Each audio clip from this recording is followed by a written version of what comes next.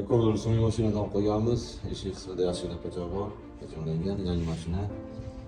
Hali nomerlar berilmagan.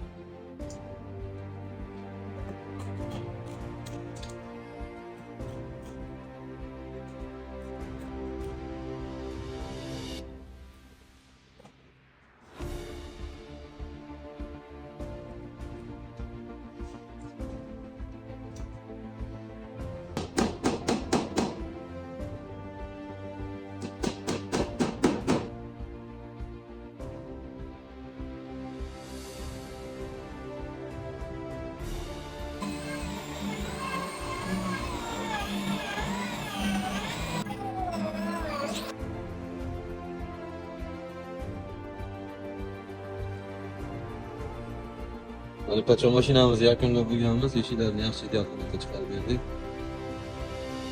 Ozgina joyi kraskasi ketgandi, kosmetika qilib qo'ydik. Yana ozroq ishlab beramiz.